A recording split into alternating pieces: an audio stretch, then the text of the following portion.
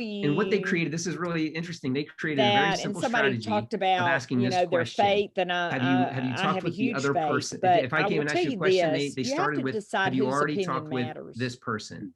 And if the person said, yes, I did, they'd say, what did they You say? know, and the person And you that was how answer they to is started the to person you align look their in the thoughts as a mirror. leadership team, as opposed to getting And if frustrated. somebody is not That people, I supporting mean, I you think this or works with really parents in too, it right? with It's like if a you, kid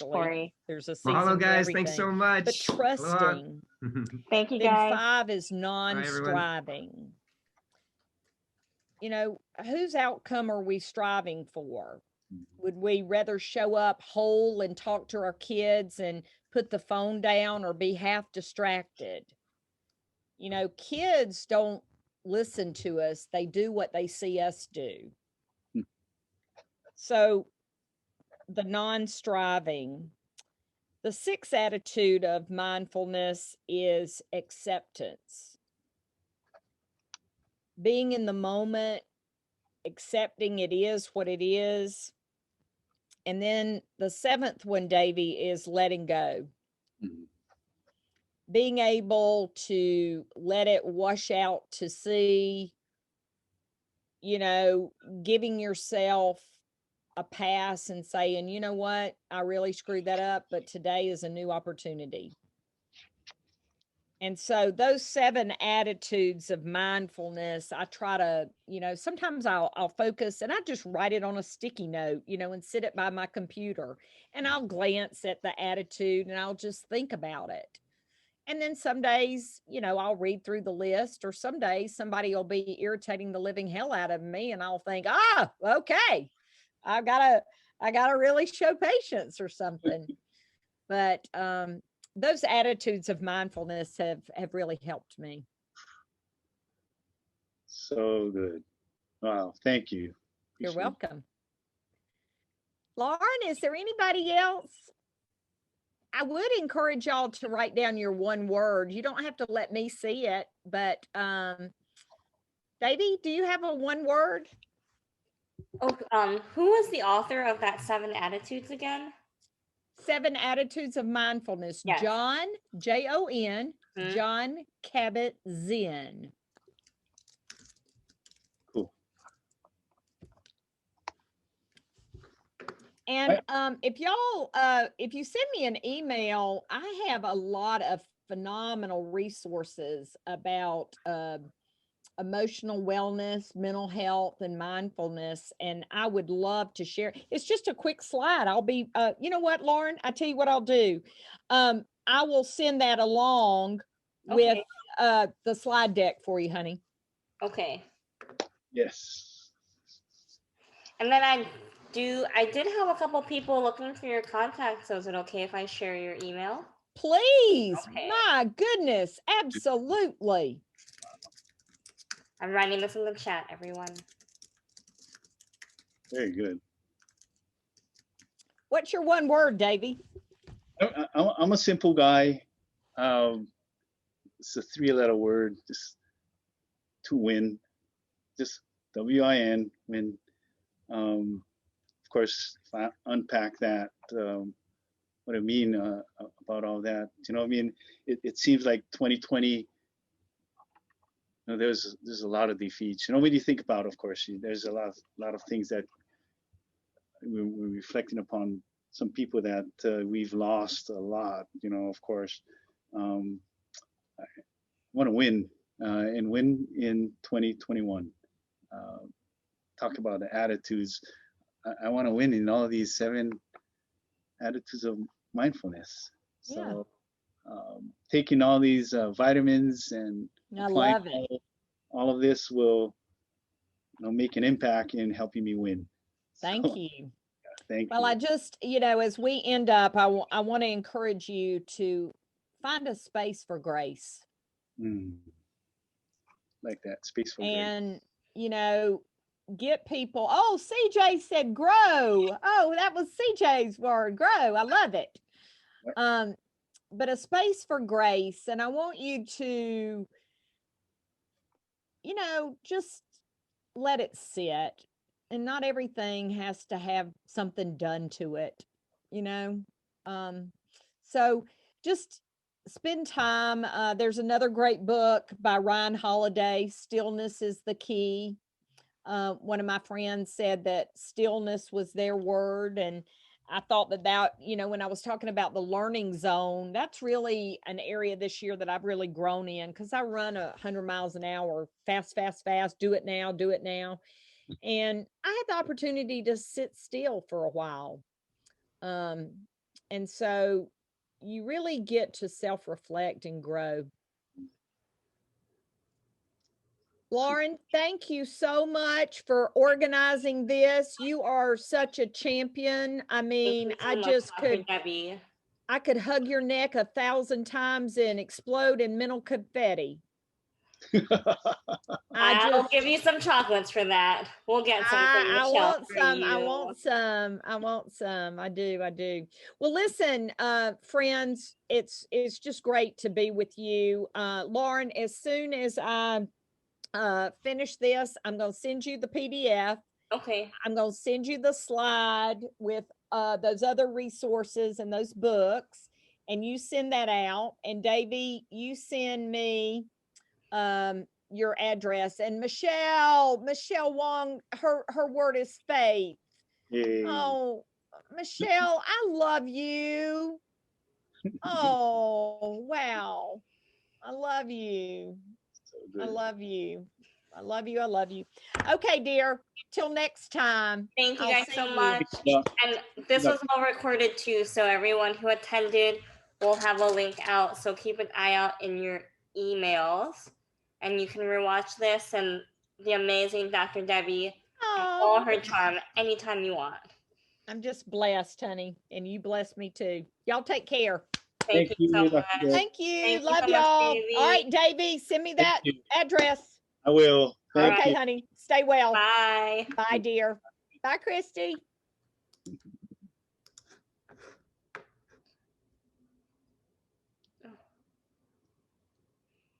Hey, how's it, Lauren? Thank you. Yes. All right. I'll text Christy. Yeah, she. Yeah, Whatever. we'll have a separate Yeah. Zoom link. Okay. So awesome.